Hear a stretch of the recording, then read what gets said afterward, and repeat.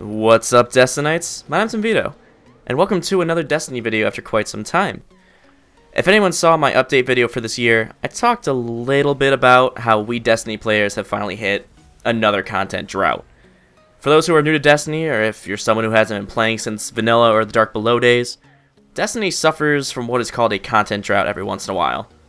It usually happens within a couple weeks to a couple months after an expansion's released, and then everyone and their mothers is trying to complete whatever endgame content there is for that expansion. For example, the Taken King, that endgame content was the King's Fall raid.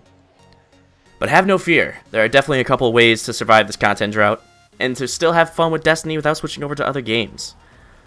The first tip I can give someone, and it might not even seem much of a tip, but it's definitely to get into the right mindset, and to accept that we are in a content light period, and that the next installment, whether that be Destiny 2, or another Destiny expansion, is underway, and instead of complaining about how we have nothing to do, to try and find something to do in Destiny. The next step I can give someone that has helped myself out personally is to make a checklist each week. Set up a checklist each week with the things that you want to do and complete in Destiny. Tell yourself that you're going to go run the Nightfall each week to see if you can get any new exotics. Run the daily story and Crucible missions for those 15 legendary marks apiece. Run the weekly strike playlist to see if you can get even more legendary marks from that.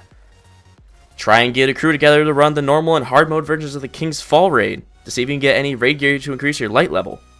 Grab a crew and run the old raids. Run Vault of Glass, run Crota's End, run level 35 Prison of Elders, all the endgame content for year 1. Do it for the experience. Another step that I can think of is to round up a crew of people and to go pub stomping in the Crucible. Believe it or not a lot of people play Crucible, and that's fine. If you're a PvE only player, more power to you. I wish I could do that. But mainly being a PvP player in Destiny, I usually look forward to events like Trials of Osiris or the Iron Banner because it gives me initiative to play and it gives me a goal to work towards.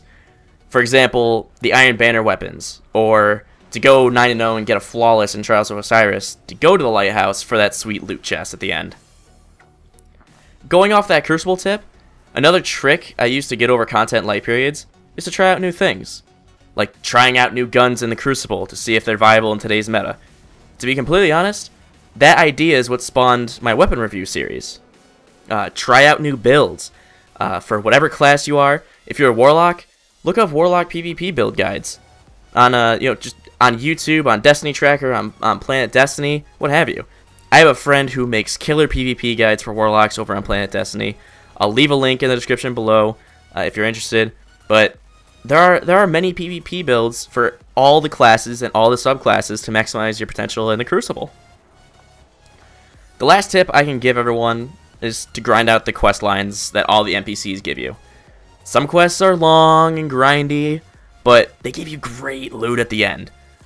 And some are short and sweet and simple, but with the amount of quests that are in the Taken King, there really shouldn't ever be a dull moment for you to kind of sit there and twiddle your thumbs and say, I've got nothing to do in the Taken King anymore. This includes doing the exotic weapon quest lines to get yourself a sleeper stimulant or your exotic sword. Do the class-specific quest lines because that gives you more initiative to play with your other characters and to repeat all the steps I mentioned earlier to keep you even busier. Listen, the way I see it is with the introduction of microtransactions, I can definitely see Destiny becoming a pay-to-play service within the next couple of years.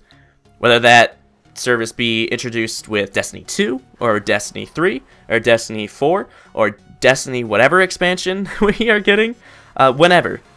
I know a lot of you guys are going to say that that's dumb and I don't want to pay to play on a console, but coming from a guy who's played World of Warcraft and Final Fantasy XIV briefly, and EverQuest, and with the subscriptions being $15, $16, $20 for each, I wouldn't mind paying $10 a month on Destiny, which is essentially an MMO shooter. If it means being brought content updates and new soft patch content each week to keep having fun and playing the game, and that's what I would rather do. I would rather pay $10 a month for new content each week.